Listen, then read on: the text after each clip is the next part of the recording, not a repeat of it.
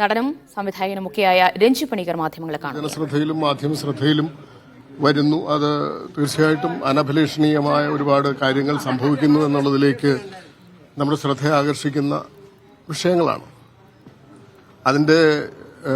അതിലെ യാഥാർത്ഥ്യം എന്താണ്, ആരോപണ സ്വഭാവം മാത്രമുള്ളത് എന്താണെന്നൊക്കെ ഇനിയുള്ള ദിവസങ്ങളിലാണ് നമ്മൾ തിരിച്ചറിയുന്നത്. ഇത്തരം ആരോപണങ്ങൾ ഉയർന്നു വന്നതിന്റെ അടിസ്ഥാനത്തിൽ അമ്മ സംഘടനയാണെങ്കിൽ അങ്ങനെ, അല്ലെങ്കിൽ നിയമപരമായിട്ടുള്ള നടപടിയാണെങ്കിൽ ഇവർക്കെതിരെ എഫ്ഐആർ കേസെടുക്കേണ്ടതല്ലേ? അതിന് ഉത്തരം പറയേണ്ട സർക്കാരല്ലേ? നമുക്ക് അത്തരം അധികാരങ്ങളൊന്നുമില്ലല്ലോ. ഇത്തരം കാര്യങ്ങൾ, അതായത് ഇത്തരം വെളിപ്പെടുത്തലുകളുടെ അടിസ്ഥാനത്തിൽ അല്ലെങ്കിൽ ആരോപണങ്ങളുടെ അടിസ്ഥാനത്തിൽ എന്ത് നിയമപരമായ നടപടികൾക്കാണ് സാധ്യതയുള്ളത് എന്ന് പരിശോധിക്കാനുള്ള ഭരണകൂടം ഇവിടെയുണ്ട്, നീതിന്യായ സംവിധാനങ്ങളുണ്ട്. അത് അതിൻ്റെതായ നിലയ്ക്ക് അത്തരം കാര്യങ്ങൾ മുന്നോട്ട് പോകുമെന്നാണ് ഞാൻ പ്രതീക്ഷിക്കുന്നത്.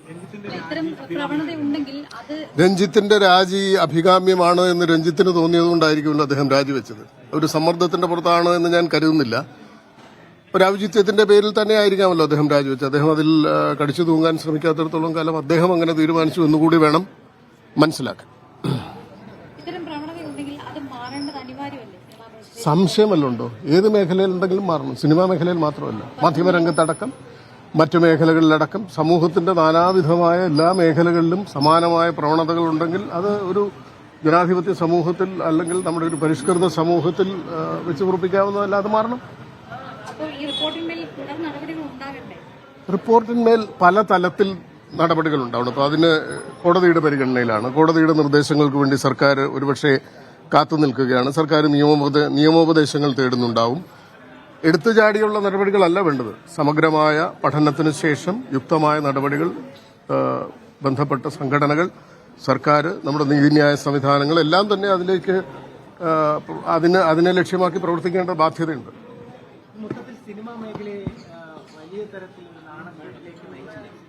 ഏത് മേഖലയിലാണെങ്കിലും ഇത്തരം ആരോപണങ്ങളും ഇത്തരം വെളിപ്പെടുത്തലുകളും സ്വാഭാവികമായിട്ടും വലിയ അഭിമാനക്ഷതം ഉണ്ടാക്കുന്നതാണ്.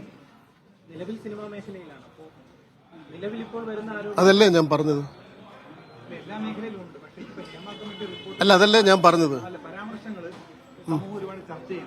തീർച്ചയായിട്ടും സിനിമ വലിയ ജനശ്രദ്ധ ആകർഷിക്കുന്ന ഒരു മേഖലയാണ്. ഒരുപക്ഷെ മറ്റു പലതിനെയും അപേക്ഷിച്ച് സിനിമയിൽ പ്രവർത്തിക്കുന്നവർ, സിനിമയിലെ താരങ്ങൾ അല്ലെങ്കിൽ താരപരിവേഷമുള്ള ആളുകൾ, സിനിമാ സംഘടനകളൊക്കെ വലിയ ജനശ്രദ്ധ ആകർഷിക്കുന്ന കേന്ദ്രങ്ങളാണ്. അപ്പോൾ സ്വാഭാവികമായിട്ടും ഇത്തരം ആരോപണങ്ങൾ വലിയ അഭിമാനക്ഷതമുണ്ടാക്കും, വലിയ ബുദ്ധിമുട്ടുകളുണ്ടാക്കും.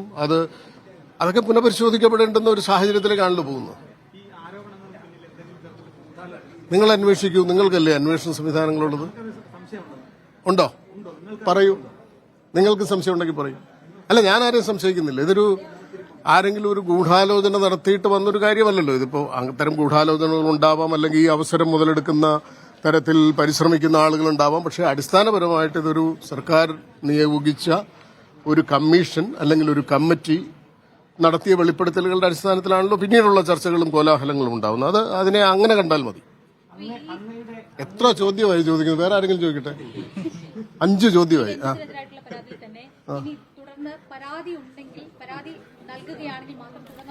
രഞ്ജിത്തിന്റെയും